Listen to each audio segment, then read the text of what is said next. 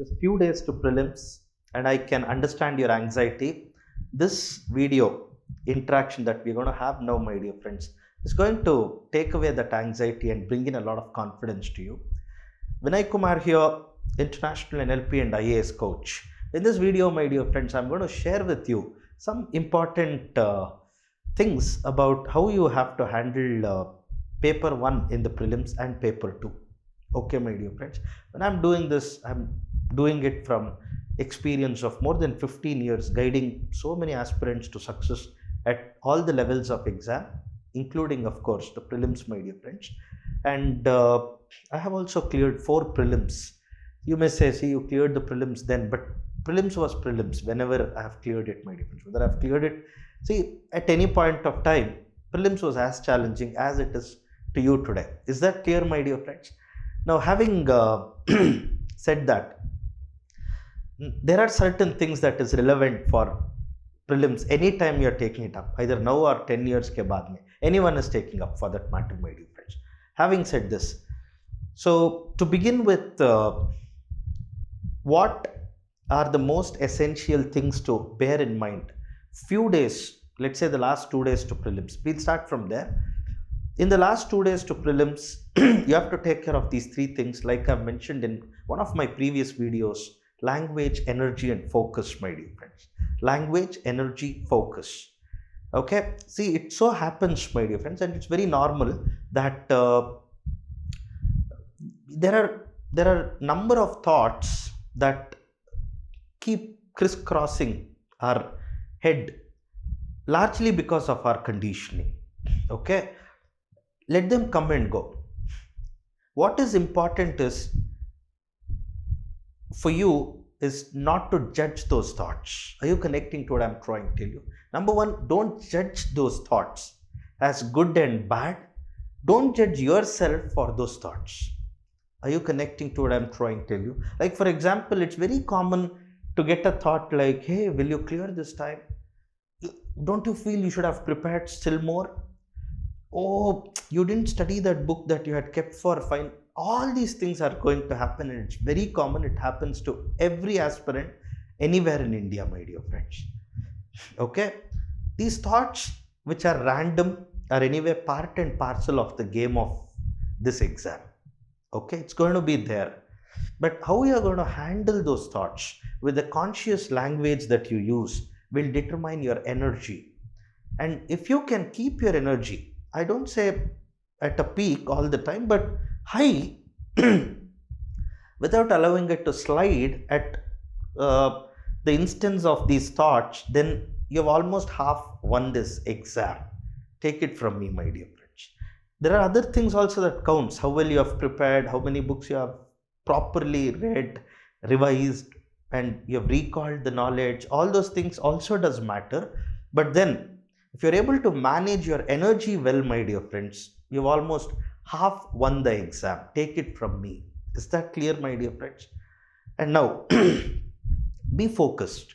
Language, energy, focus. Be goal focused, my dear friends. Don't get defocused for anything. There is a video that I have made on God, glory, and gold. All these things are okay. You know, we'll handle all of it just after the prelims, my dear friends. Is that clear? Okay, but for now, just be focused, super focused, and do what it takes to, get a berth for yourself for the mains exam. Is that clear? All of you, my dear friends, thank you.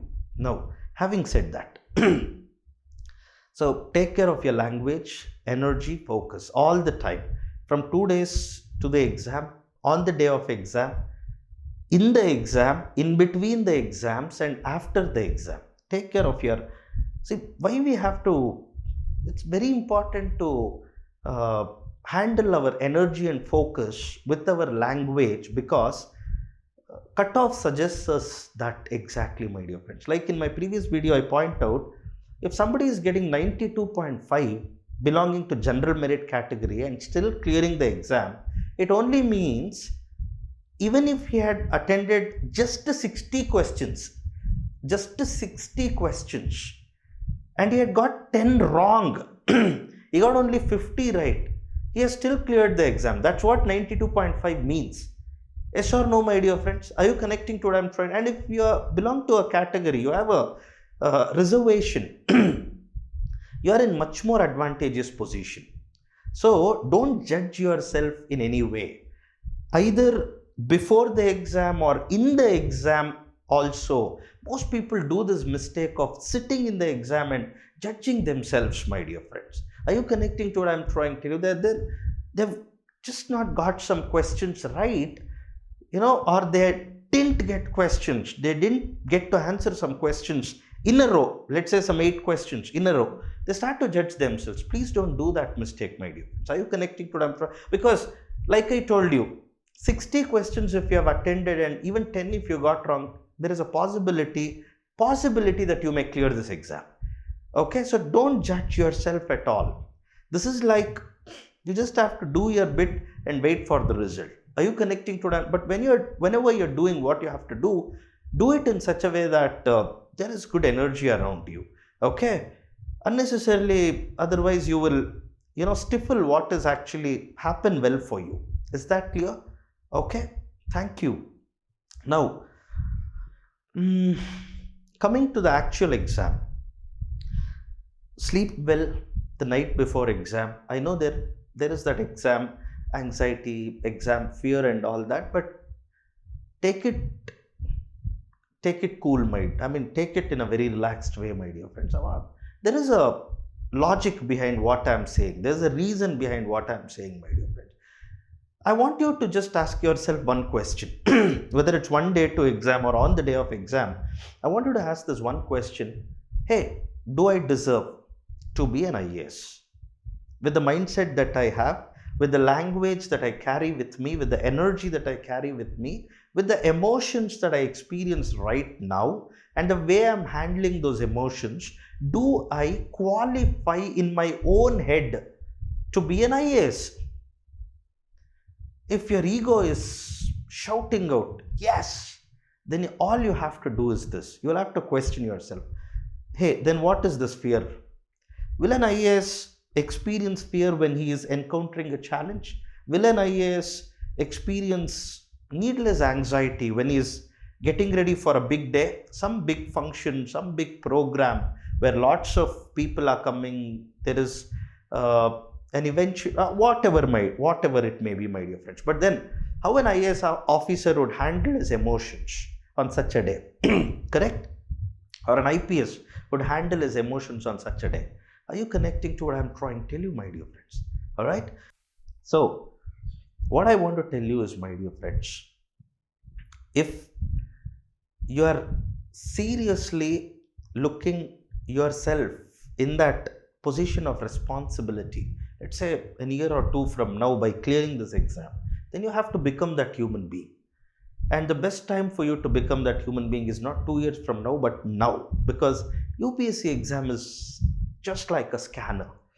When you enter it, it scans you, it sees whether you have an IAS in you, and if it sees, if it gets that evidence that you have an IAS in you, it's going to allow you to go to the next level. If it doesn't, then it says repeat. Are you connecting to what I'm trying to tell you, my dear friend? So all these fear, anxiety, exam stress that people go through is just out of ignorance, of not knowing their locus and focus of their life. Are you connecting to what I'm trying to tell you, my dear friends? It's common. I don't say it's uncommon. It's common, but it's because of that gap that exists between who you want to be and who you are. Are you connecting to what I'm trying to tell you? Okay, so just plug that gap, and the best time to plug that gap is by making a choice now that, hey, if I really have that IAS material in me, then now I will have to put myself to that test. And you have to control, you have to learn to handle your emotions related to exam, around the exam, my dear friends. Are you connecting to what I'm trying to tell you? You just have to handle the emotions around the exam by using conscious, useful language. Don't judge your emotions. Okay, don't judge yourself against your emotions, just like the way I asked you not to judge yourself against your thoughts. Are you connecting to what I'm trying to tell you, my dear friends? Perfect. Perfect. Thank you. Now, having said that, so on the day of exam, haram se wake up after a good sleep, do some good exercise, do some breathing exercises because it keeps your mind calm for the whole day. Okay, and then get ready. Uh, the day before only, even if you have visited the temple or not, it's up to you, my dear friends, and it's okay. Like I told you, God uh, helps those who help themselves. He's there with you all the time. Okay, whether you have visited temple or not, I don't know, but a day before, keep the admission ticket, the Aadhaar card, or any other ID for that matter, and all these black pens and all that absolutely ready. Is that clear, my dear friends? If possible, take a pad also, the writing pad, because in some schools maybe the quality of benches or something may not be really good and you may need it. If they're not allowing that, it's fine, but just carry it along with you, my dear friends. Okay, and then as you uh, on the day of exam, again, take care of your language. While you are on the way to exam also, random thoughts will be there. Handle it properly. Emotions will be there. Handle them really well, because that's what is going to be your job for the next 30 years. Okay, once you clear this exam. So be that person, become that person now, and give evidence to UPSC that you have already taken initiative to develop yourself into that person. Is that clear, my dear friends? Okay, having said that, go to the exam well in advance, my dear friends, and don't keep thinking about washroom and all that. It's fine, you know, just concentrate on the exam, my dear friends. That's as simple as that. Use the language to your advantage. Clear? Okay, because I've seen people, going through unnecessary anxieties on the day of exam. Just have to ask yourself that one question: hey, do I deserve to be an IAS? If that is the case, then I need to focus on something here. Is that clear, my dear friends? Thank you. Now, paper one is with you. This is what you have to do. As soon as the paper one is with you, first put the micro goals. You know what micro goals means? Every page that is there, it's printed in Hindi and English, correct? Whichever medium you are taking it, make sure in the bottom corner of that page, write the time goal. For example, the exam is starting, let us say, at 9 o'clock or 9:30, my dear friends.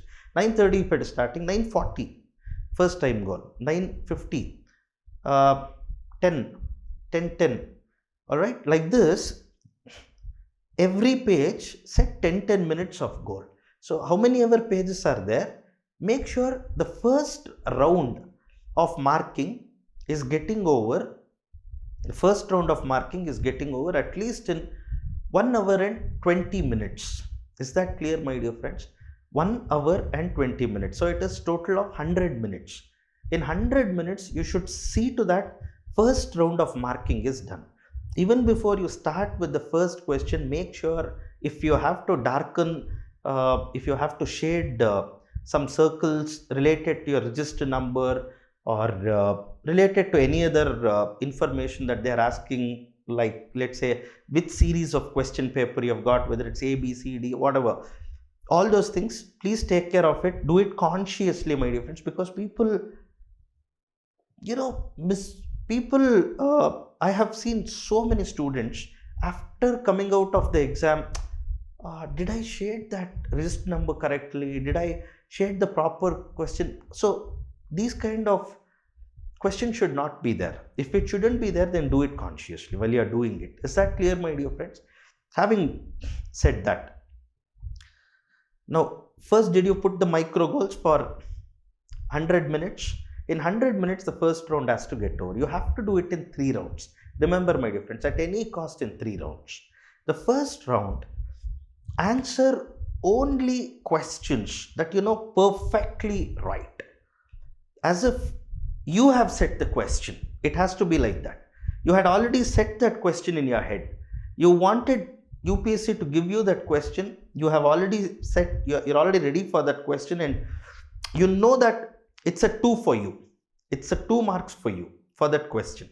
In fact, those questions which you handle that way, make sure you're putting 2 along that question. You're putting a number 2, which means you've got that question absolutely correct and you know it for sure.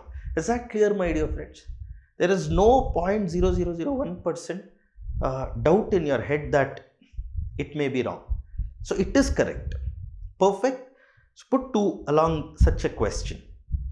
Then as you handle the questions, there are some questions where 80% you feel this is the answer, but 20% you have some doubts. 20% you doubt that it may not be the right option. Give such a question 1 tick mark. Just 1 tick mark. All right. Then those questions where you have 50% what do you call you feel only 50% within yourself that this should be the correct option, give 2 tick marks, but it should be more than 50%. If it's less than 50%, or if it is like an alien question to you, don't even put a tick mark against it, my dear friends. It's a no question for you. Is that clear, all of you? Perfect. Now what you have to do is, so this is the first round. In the first round, you've put 2 against all those questions you got perfectly right, tick against all those questions where you're almost there, but a little more working is needed with that question. 2 ticks against those questions where you'll need more time to think. Is that clear? And whenever you have got that question perfectly right, please don't mark it in the question paper, even though that is important. You have to put a tick against the correct option, or just put a dot against the correct option, because you have to come back and check, right? So put a dot near the correct answer, but make sure at that moment only, when you've put a dot in the question paper, you have properly darkened this, you've properly shaded that circle, which is correct in the OMR sheet as well. And when you are doing it, please do it consciously, my dear friends. I see a lot of students do this mistake of after 51st question, or let's say after 32nd question, they would have not answered 2 or 3 questions. Okay, but they'll not leave adequate boxes. They don't see the question number correctly, and they mark for some other question, and everything would have gone wrong. So please be aware of this. Okay, ask yourself this question. When you're shading a circle, ask yourself this question: am I doing for the correct question? See the question number there, see it in the question paper again, then properly shade it. Is that clear, my dear friends? Okay, that's very, very important. All right, then, so this is the first round. Second round, handle only the 1 tick questions. Third round, come to the 2 tick questions. And in first round, after the first round, when you count the 2s that you have got, and if it is crossing anywhere, if it is crossing, let's say 100, you should know that you have already cleared the exam, lady. Seriously. If just by counting the questions, if just by counting the marks that you're getting from questions which you feel are perfectly correct, crossing 100 means you've almost cleared the exam, my dear friends. Now, take the risk with the 1 tick questions. The probability is around 50%, and from the sum of the first round correct answers plus the second round 1 tick answers, if you're getting around 130, I think you've made it. And I think you should stop the game there. Is that clear, my dear friends? Stop the game there. And I don't know for what reason a rough page is given for the paper 1. Okay, towards the end of the question paper. In that rough work page, start recalling the formulas for your paper 2. Is that clear, my dear friends? Perfect. Start to do that. This is about paper 1 for you. So again, it depends on whether you're taking up IFS as well. If IFS is also there as an option, then don't stop at 130. Just try to handle the 2 tick questions also and get them right as well. But again, This is not a norm, my dear friends, because any number of questions you're getting right in the first stage, still go for the second and third row, and don't judge in any way how much you're going to get, because we really don't know what the result is going to be. Just do the best that you can, and then concentrate on the paper 2. Is that clear? Paper 2, this is the thing that I want to tell you, my dear friends. Always reach well in advance. That's the number one tip that I would like to give to you for your success in paper 2. Always reach the exam hall well in advance for paper 2. The time between paper 1 and paper 2, don't waste on checking your key and all that. Just concentrate on some formulas. Try to learn what these terms like inference and all that means, because that's where your marks lies in the paper 2. Okay, paper 2 is all about your presence of mind, my dear friends. You just have to have your mind there properly. Just like in paper 1, you set the goals, micro goals, okay, and you're going to stick to that micro goals. If let's say in 10 minutes you're not able, there are 5 questions in this page and you have handled only 3 questions, you have to go to the next page.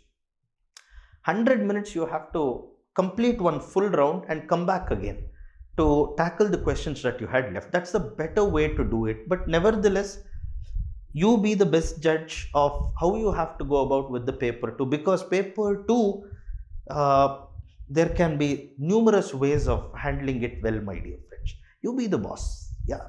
The thing is, tackle 50 questions at least. Tackle 50 questions. That's the goal. Okay. If you tackle 50 questions, the possibility of you getting at least 40 correct will be very high, my dear friends. Got that? No, I'm trying to. Okay, but just make sure you're there. And from the first question, just know this, you're in race with the time. That's the key in paper 2. You're in race with the time. Okay, so you have to always be conscious and alert of that fact. What people do in the beginning of paper 2, they start to do things slowly. Then they see themselves having very less time and so many number of questions.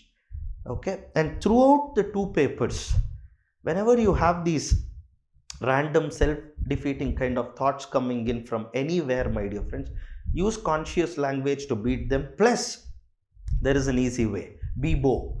BIBO means breathe in and breathe out. Is that clear, my dear friends? Since you are very close to exam now, I hope this must help. Broadly, I have shared with you the tips related to tips related to doing extraordinarily well in both paper 1 and paper 2, my dear friends. We'll see as time progresses, we'll build more knowledge related to your performance at the mains as well. For now, all the best for your prelims, my dear friends. With highest level of energy and focus, get this prelims well, clear it with awesome score, and gear up for mains. Thank you very much, my dear friends, for learning from here. See you all in my next video with the discussion on the question paper of prelims. Thank you.